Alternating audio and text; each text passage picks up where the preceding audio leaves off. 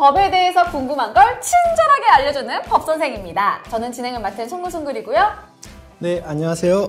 윤규 변호사입니다. 네, 안녕하십니까. 김도윤 변호사입니다. 네, 변호사님. 네. 요즘 뉴스를 보니까 유류분 하던데 유류분이 뭐죠? 지난번에 우리 변호사님께서 자신 있는 과목이 유류분이다라고 네. 하셨는데 유류분이 뭔가요?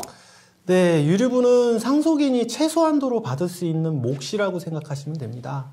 쉽게 좀 말씀드리면 어떤 아버님이 계신데 그 아버님이 여러 자식 중에 유독 그 장남한테만 모든 재산을 물려준다고 좀 가정을 해보시면은 다른 그 상속인들은 당연히 불만을 갖게 되시겠죠.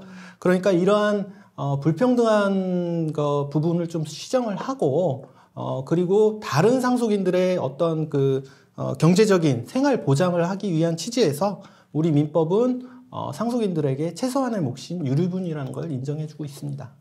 지금 말씀해 주신 대로 실제로 유류분과 관련하여 많은 논란이 있는 것이 사실입니다. 지금 헌법재판소에는 이 유류분과 관련해서 현재 21건의 헌법재판이 계류 중이고요. 이런 유류분은 과거 농경사의 관습과 장자 상속의 관습 때문에 이루어져 왔는데요. 실제로 우리 헌법재판소는 이러한 점을 고려하여 유류분에 대하여 유족들의 생존권을 보호하고 상속 재산 형성에 대한 기여를 보호하며 법적 안정성을 도모하기 위해서 이러한 유류분이 있는 것이라고 판시한 적이 있습니다. 근데 저는 사실 제 주변에 아직 이런 경우가 없다 보니까 드라마에서 간혹가다 이런 경우를 봤거든요. 실제로 형제, 가족 간에 이런 갈등이 많은 편인가요? 일반 분들은 한 번쯤은 들어보셨지만 정확하게 그게 뭔지 모르시는 분들이 더 많으실 거예요.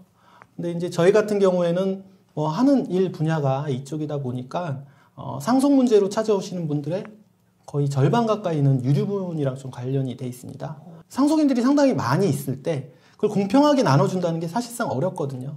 근데 특히나 부모님들 중에 어느 한 자식을 사랑해서 그분한테 좀 재산을 많이 물려주거나 사전에 증여하거나 유언을 했을 때 다른 분들이 불만을 많이 갖게 되고요.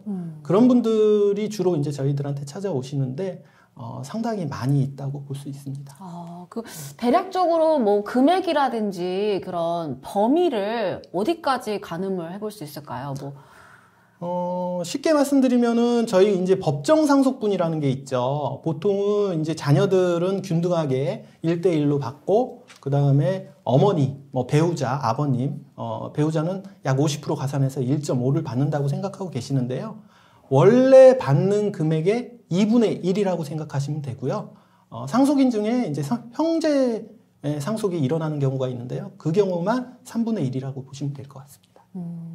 어찌됐든 이 유류분이라는 것이 상속을 받지 못한 그런 상속인을 보호하기 위한 그런 제도인 것 같은데 아까 말씀 중에 헌법재판소의 위헌 법률 심판 제청이라고 하셨는데 헌법에 위배됐다. 법률 심판을 다시 제청한다? 이런 뜻인가요? 네. 무슨 말인지. 정확하게 송근송글님께서 해석을 하셨는데요. 네. 실제 그런 뜻입니다.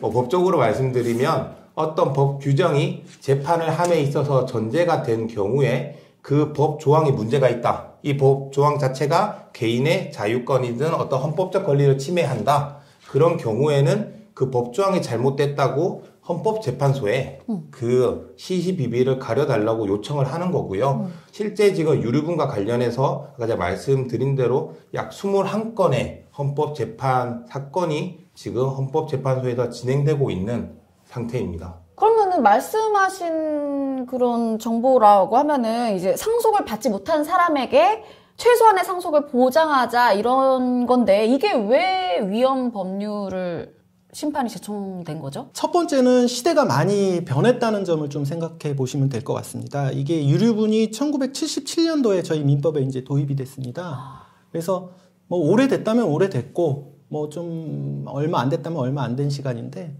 그 77년도, 70년대라고 생각하시면은 그때까지는 아직 저희가 좀 농민들이 좀 많았죠. 그래서 한 40%가 농민이었다고 하더라고요. 그때는. 그러다 보니까 그 가족 재산이라는 개념이 좀 있었습니다. 네. 무슨 말이냐면은 내 농사 짓는 거를 주로 이제 장남에 대한 어떤 그런 개념이 많았을 때였기 때문에 그쵸.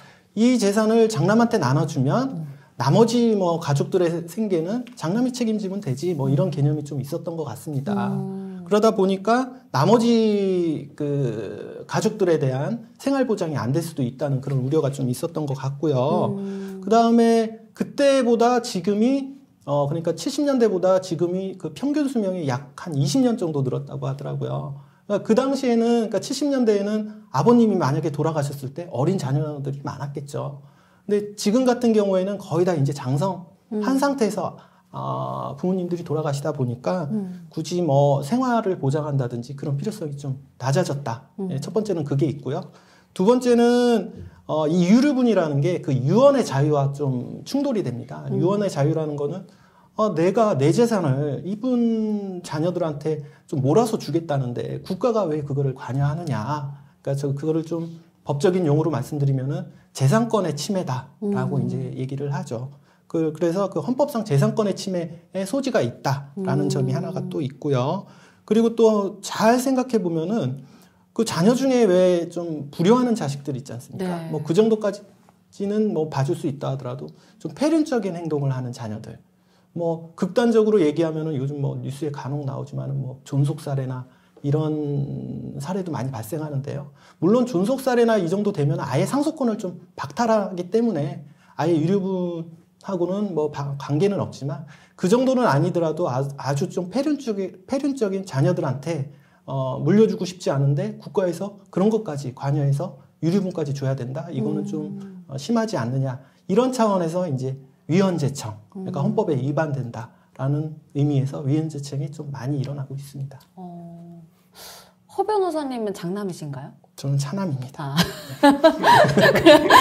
갑자기? 그러니까 제가 듣고 보니까는 진짜 과거에는 아들, 딸도 약간 이제 대우하는 게 달랐고 또 진짜 말씀하신 것처럼 가족 그런 공동 이런 재산 이런 개념이 강했기 때문에 장남에게 더 주는 그런 게 있었는데 뭐 듣고 보면 이제 다른 사람들은 좀 불합리한 경우가 많을 것 같은데 그러면은 이게 비단 갑자기 생겨난 문제가 아닐 것 같은데 이전에는 이러한 문제에 대해서 어떻게 대응을 했을까요?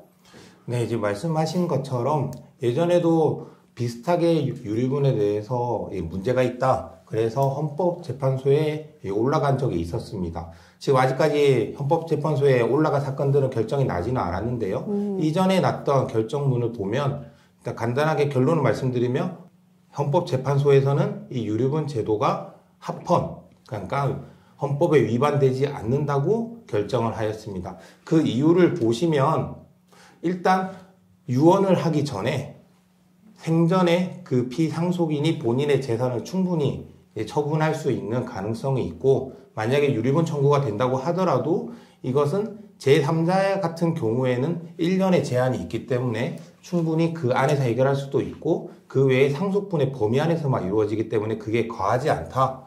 그리고 그 외에 기여분이나 다른 제도를 통해서 충분히 유류분의 부족한 점이나 좀 안 좋은 점 등을 보완할 수 있다는 점에서 이 유류분 제도 자체가 가진 취지를 아직까지 존중해줘야 된다는 그런 뜻에서요. 헌법 위반이 아니다, 위헌이 아니다라고 결정을 한 적이 있습니다. 그럼 아직 그 헌법재판소에서는 결정이 안 난 거죠? 네, 실제로 제가 얼마 전에 확인을 해봤는데요. 헌법재판소의 정보공개 청구를 통해서 아직까지 21건이 계류 중이고요. 이게 언제 판결이 결정이 날지는 알 수 없다고 하더라고요. 아무래도 이제 직접적인 재산과 관련이 있는 거니까 굉장히 조금 시간이 걸리는 것 같긴 해요. 예, 그렇긴 하지만은 그 헌법재판소의 그 결정을 함부로 아직은 예단은 할 수 없을 것 같습니다. 하지만은 아마도 좀 조금의 변화는 있지 않을까 조심스럽게 좀 예측은 할 수 있을 것 같습니다. 어떻게 구체적으로는 조금의 변화가? 네. 구하라 씨 사건 혹시 알고 계시죠? 네. 일명 그 이후에 구하라법이라고 해가지고 그 부양 의무를 하지 않은 상속인, 그런 상속인들한테 상속 결격 사유에 포함하자는 움직임이 좀 있어 왔고요. 실제 법무부에서는 중대한 부양의무 위반 또는 중대한 범죄 행위 또 학대 그 밖에 심히 부당한 대우를 한 상속인의 경우 상속권을 상실시키는 상속권 상실 제도를 입법 예고하였습니다. 그리고 얼마 전에는 법무부에 401가 TF라고 있습니다. 401가 들어보셨어요? 유류분권자에서 형제 자매를 또 삭제하는 것을 제안했고 법무부가 이를 또 입법 예고했고요.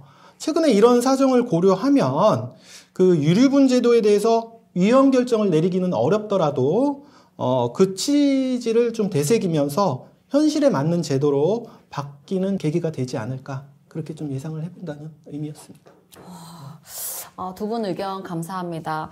그러니까 부모에게 폐륜적인 행동을 하더라도 이 유류분 청구 소송을 통해서 재산을 받을 수 있다. 이런 게 굉장히 놀라운 것 같은데 그만큼 사회적인 인식이 그만큼 많이 변화가 된 것 같아요.